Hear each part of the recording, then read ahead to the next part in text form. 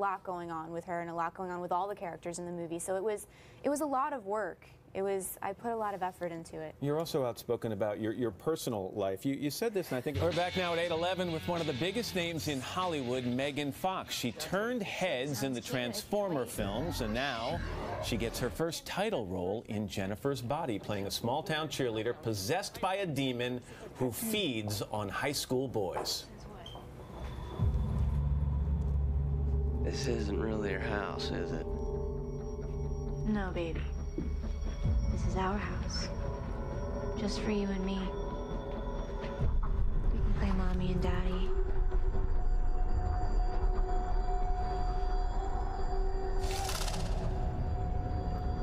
No way.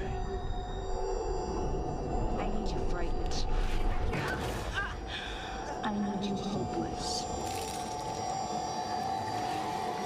Megan Fox, good morning. We just want to point, she was putting coffee down, nothing more sinister. And you said to me earlier, this is a comedy.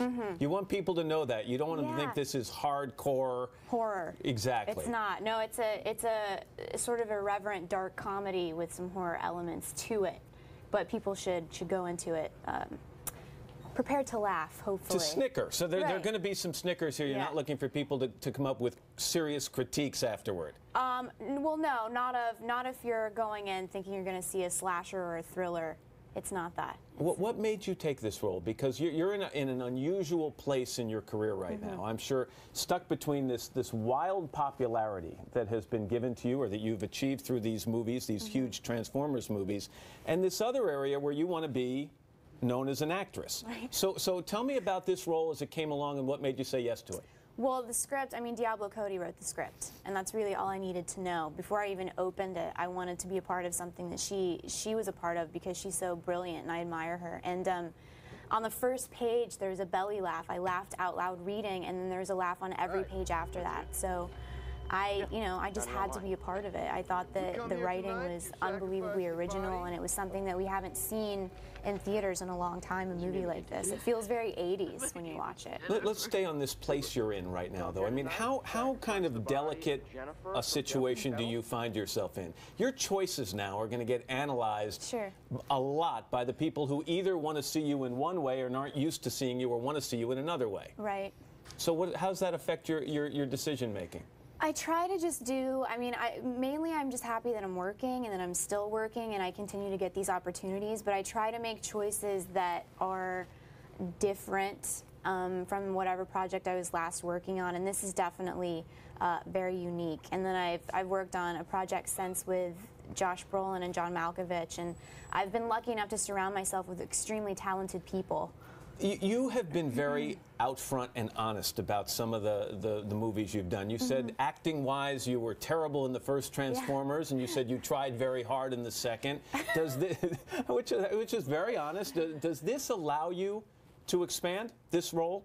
Well, I think it's not about allowing me to expand because that was never the issue. I think I'm just new, you know. I'm very green still and trying to figure things out and wanting to become better. And this was definitely a more complex character for me because there's a lot going on with her and a lot going on with all the characters in the movie. So it was a lot of work. I put a lot of effort into it. You're also outspoken about your personal life. You said this, and I think it surprised a lot of people. Don't get nervous. You don't have to laugh. I'm so nervous. You said, I'm really insecure about everything. I never think I'm worthy of anything. I have a sick feeling of being mocked all the time. I have a lot of self-loathing. So on the exterior, when I meet you and others meet you, they think you're pretty confident. Where does this come from?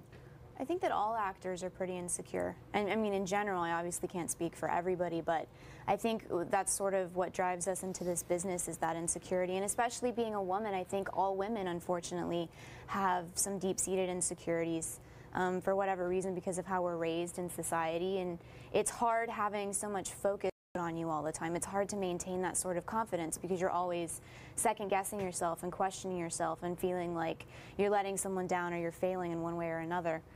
Because you can't please all of the people all of the time. So how are you handling this outrageous popularity right now? I mean, if you go on Google and you type the letter M in, it goes Megan Fox. I mean, it's amazing how many people have taken an interest in you. What's the best part about it and what's the worst part about it?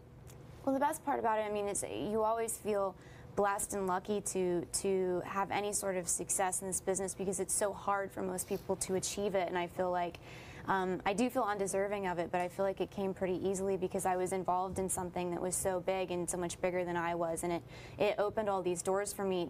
I mean, the worst part about it is just the lack of anonymity, which is a hard thing to describe to people that don't understand, but it's when your privacy is taken away, or when people are constantly picking apart everything that you say or you do and judging it, it's tough to live in that space every day. It's basically like you're always in high school. You never get out of high school. Hollywood is a giant high school. And as we all know, parts of high school were terrible. Yeah. Parts were great, though. You were going to guest host the season premiere of SNL. Yeah. You nervous about that? I'm so nervous. I have a fear of public speaking. That's not good. That's not good. No.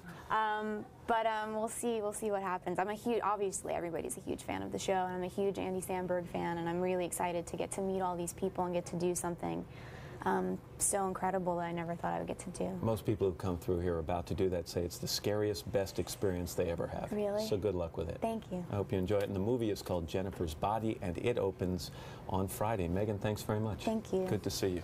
Coming up next, Jay